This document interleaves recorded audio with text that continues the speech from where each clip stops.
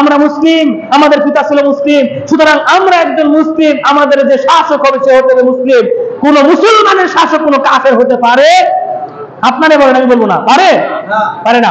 সম্মানিত উপস্থিতি, তাহলে এখন আমি দেখি যারা সালাত আদায় করে না তারা মুসলমান না কাফির? হাদিস বলবো? রাসূল সাল্লাল্লাহু আলাইহি ওয়াসাল্লাম বলছেন, বাইনাল আবদি ওয়া বাইনাল কুফরি তারকুস সালাত।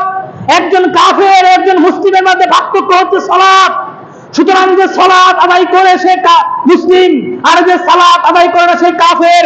হতে পারে আমার বাবা, হতে পারে আমার নেতা, হতে পারে যে কেউ, যে সালাত আদায় করে না সে টাটকা কাফের। এই ফতোয়া, এটাই সত্য, এটাই হক। সুতরাং আমার বাবাও যদি সালাত আদায় না করে আমার বাবাও কাফের, আমার সন্তান যদি সালাত আদায় না করে আমার সন্তানও কাফের, আমার নেতাও যদি সালাত আদায় না করে আমার নেতাও কাফের। সুতরাং একজন মুসলিমের নেতা কখনো অমুসলিম কাফের হতে পারে না।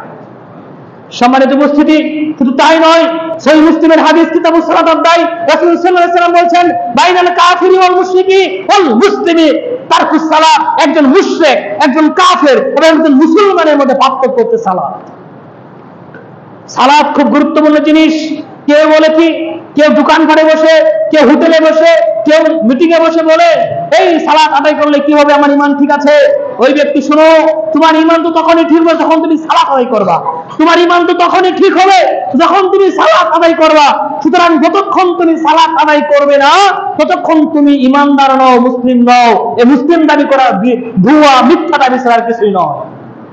মালিক রাদিয়াল্লাহু তাআলা বলছেন, যেমন তারাকা সালাতা ফাকাত আশরাকা, যে ব্যক্তি সালাত পরিত্যাগ করলো সে শিরক করলো। আর শিরককারী সম্পর্কে আল্লাহ বলছেন, ইন্নাহু মান ইউশরিক বিল্লাহ ফাকাদ হারামাল্লাহু আলাইহিল জান্নাহ। যে ব্যক্তি শিরক করবে ওই ব্যক্তির চিরস্থায়ী বাসস্থান হবে জাহান্নাম, সে জান্নাতের গন্ধও পাবে না। আপনি খেয়াল করুন, একজন বেনামাজি, সে তো কাফের, সে তো নিজের অস্তিত্ব নিয়ে ঠিক নাই, সে কেমনে করে একজন মুসলমানদের নেতৃত্ব দেয়, এটা আমার বুঝে আসে না। সুতরাং যারা বেনামাজি তাদের পিছনে সালাত হবে, তাদের নেতৃত্ব কোনো মুসলিম মেনে নিতে পারে না। যারা নামাজি তাদেরকে নেতৃত্ব হিসেবে মেনে নিতে হবে। এমন নেতা না পেলে, আমার নেতা আমি নিজেই, আমি কাউকে নেতা মানি না। তুমি যে বলে সে হও, আমার নেতা আমি নিজে।